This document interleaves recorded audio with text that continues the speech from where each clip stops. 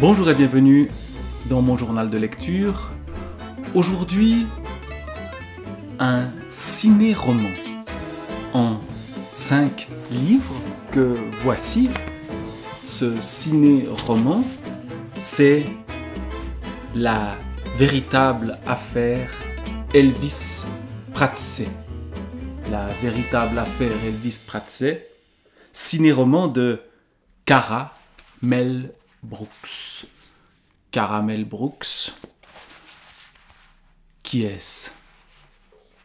Ça sonne quand même comme un pseudonyme. Eh bien, on le découvre. Le vrai nom de Caramel Brooks, l'auteur, c'est Colette Maillard. Et les photographies, Bruno Maillard également, puisque ce ciné-roman, eh bien, il y a des photographies à peine visibles qui vont donc nous permettre de naviguer dans ce roman.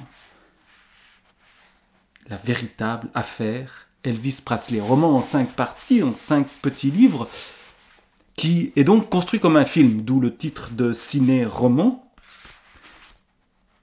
Alors de quoi s'agit-il? On voit, on décrit des personnages dans un drôle d'endroit, puisque cela se passe dans une région qui s'appelle la Sarinoussie. La Sarinoussie, évidemment, il y a Sarine dans Sarinoussie. Et quand on regarde attentivement les photos, on se rend compte qu'il est fort possible qu'elle se situe dans la ville de Fribourg. Et pourtant, cette Sarinoussie n'est pas véritablement fribourgeoise. Voilà comment ça commence, comment on entre dans le film et le roman en même temps. Incipit.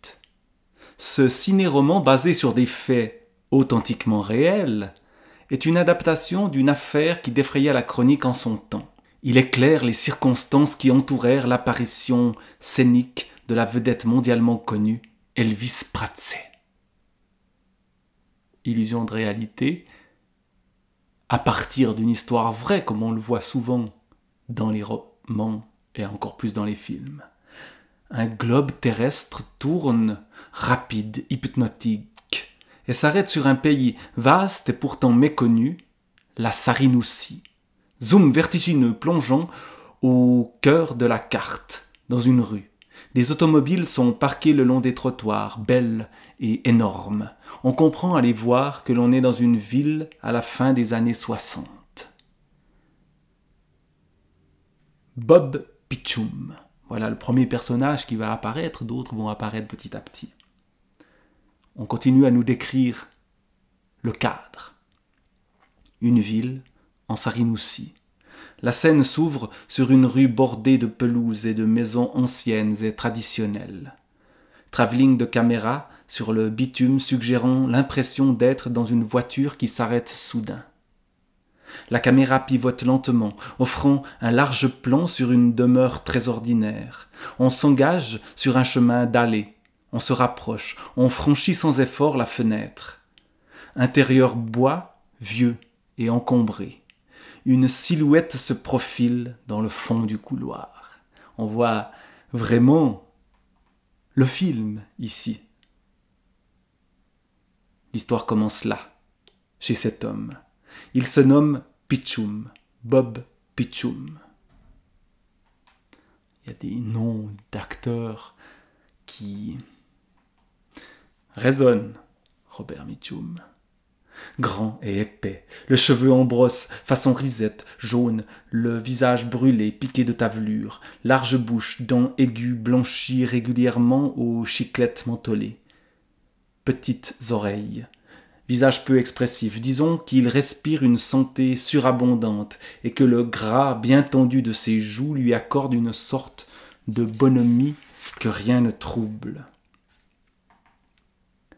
On nous décrit le personnage, tout droit issu, là aussi, de films de genre, et petit à petit va naître une intrigue à travers les personnages qui sont filmés, décrits par les mots, mais filmés virtuellement dans ce livre, ces livres, puisque c'est une sorte de série en fait qu'on lit ici. Alors après Bob Pichum, on a Ksenia Sobchak, qui est une chauffeuse de taxi. Évidemment, l'image du taxi dans le cinéma est quelque chose d'omniprésent. Et puis Brad Piston. Puis encore d'autres personnages, chaque fois présentés au début individuellement. Leopidus Trivolti. Ou encore Zola Boop. Voilà un nom qui fait très vieux film. Zola Boop.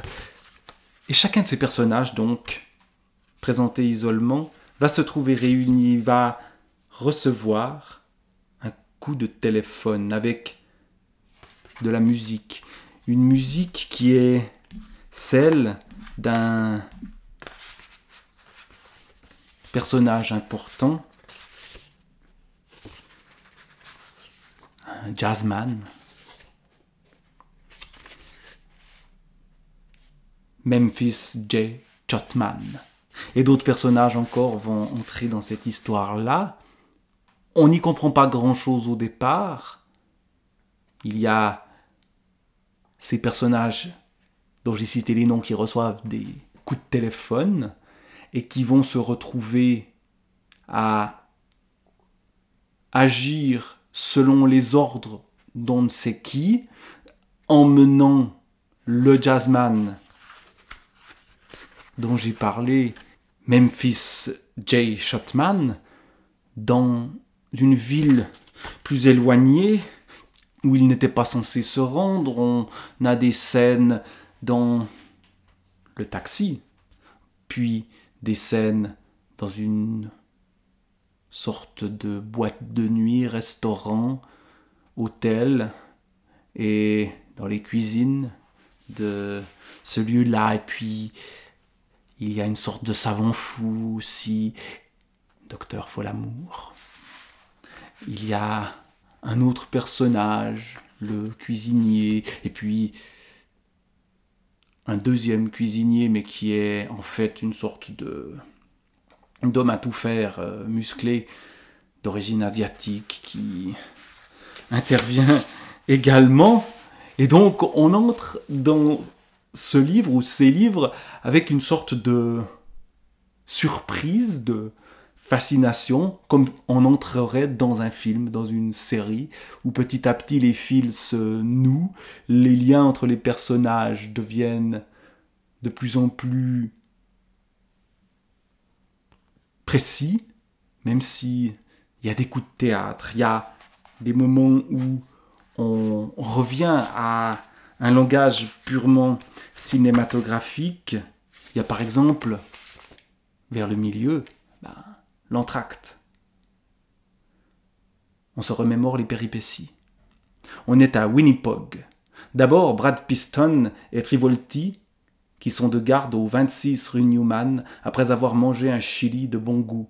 Puis le duo Ksenia et Pichum, ainsi que Bug, Zola et Memphis J. Chotman, tous endormis au Dixie Club. Des billets circulent leur donnant des ordres au fur et à mesure et dont chacun ignore totalement et le sens et la raison. Ce sont des choses aussi incompréhensibles que bizarres, sans logique et n'ayant ni queue ni tête. Pour l'instant du moins. Et Zian Gabin, c'est le cuisinier homme de main, dont on ignore tout, ou presque. Ambiance de mystère, de film de quelle époque? Des années 50, quelque chose comme ça. Années 60, il était dit dans le tout début, en fait. Donc, film des années 60. En couleur déjà, sans doute. Et donc, étrange histoire. Et qui est ce Elvis Presley? Quel rôle jouera-t-il? C'est une star. Cela deviendra une star. Elvis Presley, une star qui se produit sur une scène qui est la scène de l'Arbanel.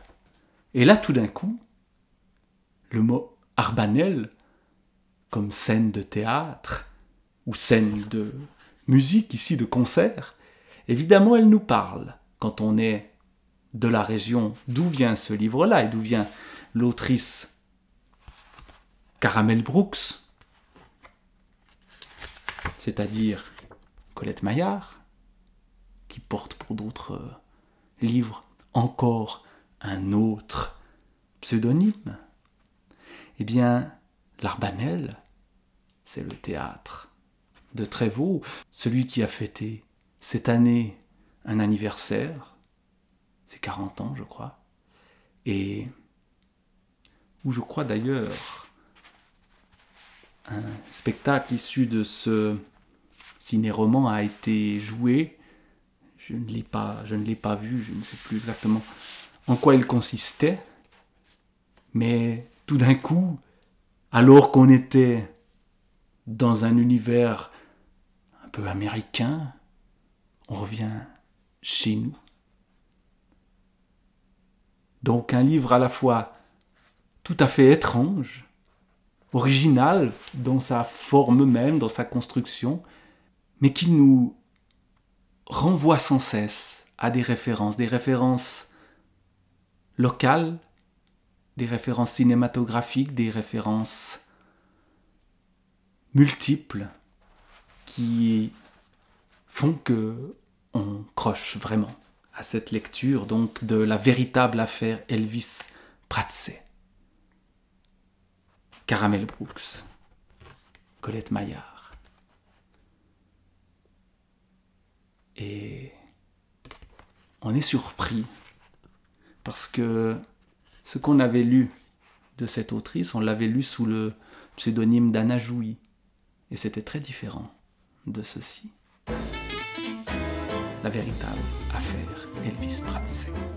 Ciné-roman.